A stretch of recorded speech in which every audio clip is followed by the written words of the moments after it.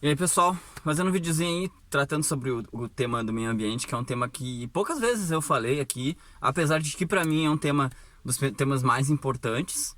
é, mas penso assim, por que que ele ocupa menos espaço, digamos assim, na minha mente, porque né, esse canal aqui reflete muito do que passa na minha cabeça, é que eu vejo que atualmente os problemas são muito mais profundos na sociedade, na ligação dela com a ciência e tudo mais, são mais profundos do que antes da gente conseguir falar em meio ambiente. Eu acho que a gente tem que resolver várias coisas, mas um amigo trouxe uma discussão muito boa e eu fiquei pensando nisso constantemente, e aí eu vou trazer para vocês um pouco do que eu pensei sobre esse assunto, que foi o fato de que uma amiga dele postou nas redes sociais que ela ia mergulhar em um santuário ali, ver corais, peixinhos, sei lá, esse tipo de coisa que as pessoas fazem.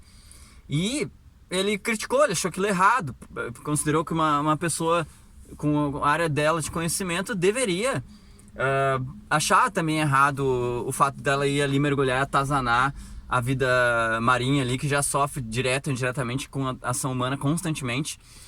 E então ela ir ali por lazer seria algo errado.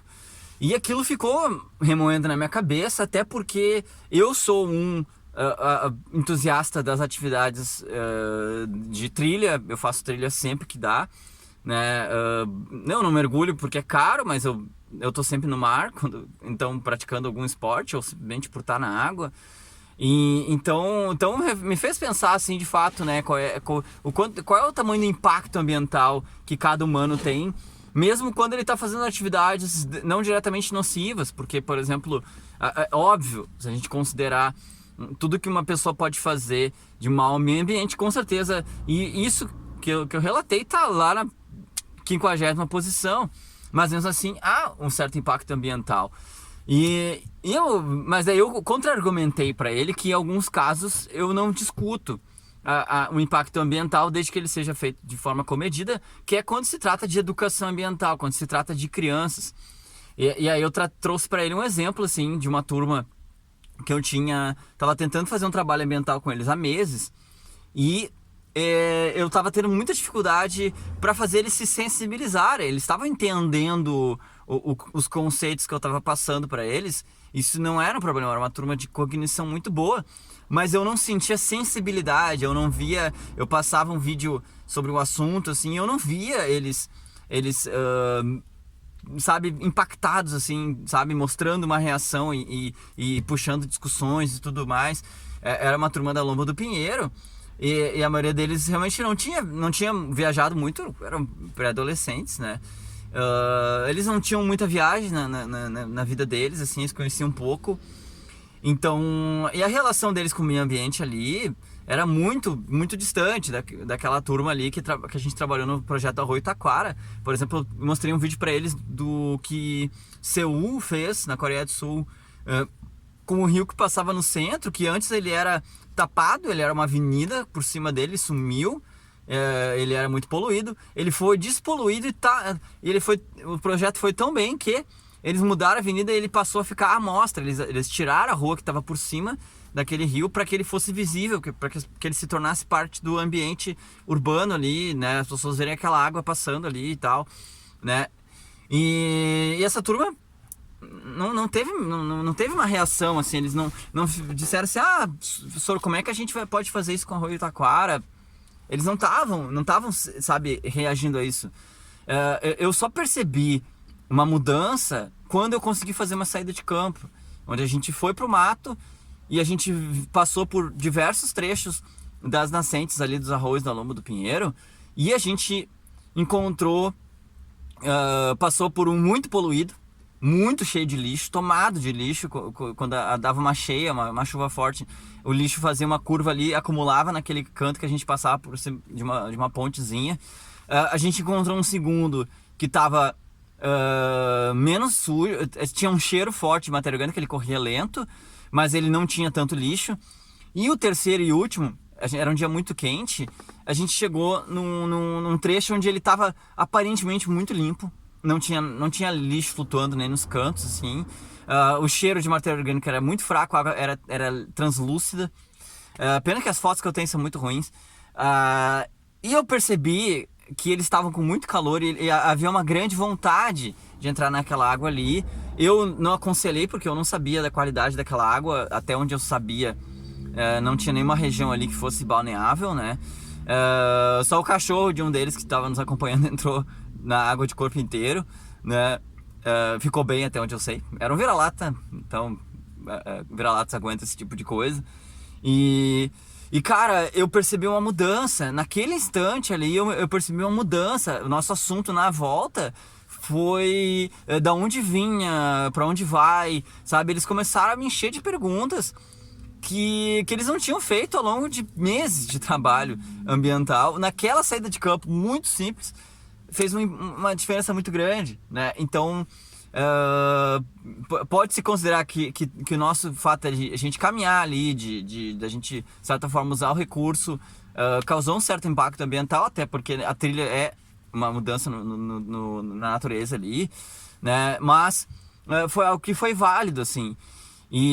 Mas isso a gente pode extrapolar para tudo, assim.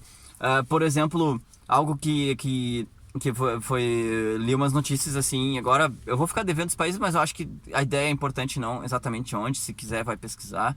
Mas os países, a África é um continente que está em uma mudança muito acelerada de desenvolvimento, só que os países estão se desenvolvendo para caminhos diferentes. Um dos países que eu vi ali, ele tá ganhando muito dinheiro. Claro, 2020 não foi um ano bom para isso, mas a economia dele tá muito baseada no turismo natural, entre aspas, assim, onde a pessoa vai fazer turismo na savana, ver os grandes mamíferos da savana, passear de jipe e tal. Então isso tá entrando muito dinheiro no país, dinheiro grosso, assim, se torna uma coisa relevante, né? Só que o país do lado, não, por uma questão política, está completamente desorganizado, em guerra civil e tudo mais, uma miséria muito grande, uma hiperpopulação, a democracia foi pro saco. E o país do lado não tem esse planejamento a longo prazo de enxergar o recurso natural como algo que demora para dar retorno, mas dá, né? Esse justamente, eu acho que as duas tensões mais fortes que a gente tem no meio ambiente, né? E a questão da iniciativa privada, do dinheiro e tal, que é justamente isso. A natureza geralmente ela dá de retornos muito lentos, mas no momento que tu pega e constrói um resort em um local que poderia ser de interesse ambiental, entra muito dinheiro nos primeiros 5, 10 anos para as empresas que estavam ali, vai gerar economia em volta, mas aquele meio ambiente foi completamente destruído e daqui a 30, 40 anos ele talvez não dê o retorno que ele poderia estar dando se ele tivesse intacto, né? Então, o exemplo dos animais da savana é claro, assim, tipo, o país vizinho, naquela miséria, aquela desordem que eles estão vivendo ali, é muito comum ter grupos de caçadores que vão caçar elefantes para pegar os sabres deles, né? Que tem um valor de, sei lá, vale 10, 20 mil euros, dólares no mercado negro, né? Eu não sei, tô chutando aqui um valor. O chifre do rinoceronte também é algo que tem um valor muito grande também. Tudo por questões de crendices religiosas, mas esse é outro problema que eu não vou discutir aqui. E de fato, tu vai para alguém que tá passando uma miséria ou não compreende aquele dinheiro, poxa, quanto que vale 10, 20, 30 mil dólares de um chifre de um rinoceronte para alguém que vive num país miserável ali como Etiópia, Namíbia, sei lá. Então é algo que para aquela pessoa ela enxerga aquilo ali como um retorno financeiro, foda-se o meio ambiente para ela. E isso é preocupante, porque enquanto isso no país do lado, aquilo ali eles enxergam como um retorno muito maior e mais lento e mais espalhado, né? Então obviamente aqueles animais vivos vão atrair turistas, mas para que isso exista tem que haver segurança, tem que haver organização, né? Qualquer um que gosta de viajar sabe muito bem que é muito mais fácil tu viajar para um país que já tem uma tradição turística, que tem uma segurança, que tem, né, um certo planejamento para os turistas. E então acaba se tornando assim esses meios de tensão assim que faz que a gente que eu penso muito sobre isso, sobre o meio ambiente, até porque de certa forma, por exemplo, tem um parque lá no Serengeti, eu acho, que eles cercaram, de certa forma limitou a migração de alguns animais, mas foi uma forma deles evitarem a caça ilegal desses animais. Então, cara, de fato assim, A única forma do ser humano não causar impacto seria a gente parar de se reproduzir e reduzir a nossa população drasticamente ou chegar a zero, né? Mas ou voltar a viver em tribos de caçadores-coletores, porque com o nosso impacto ambiental, com a nossa tecnologia, cara, a gente tenta consertar do lado e caga do outro. Por exemplo, a Tesla, ela fabrica carros elétricos e a galera, lindo, carro elétrico é super ecológico. Cara, é ecológico até pra ti que não tá gastando gasolina no teu carro ali em Los Angeles. Tu não tá queimando combustível em Los Angeles, mas a maior parte da matriz elétrica do mundo vem de queima de carvão e gás, certo? Então o teu carro elétrico ele pode não estar queimando combustível na hora, mas ele está queimando combustível antes.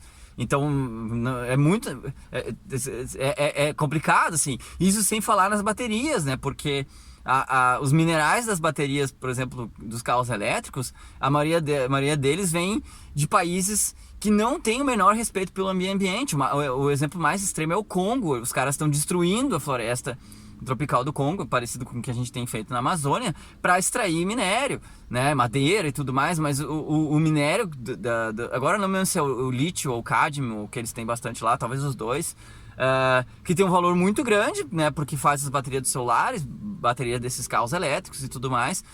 E, cara,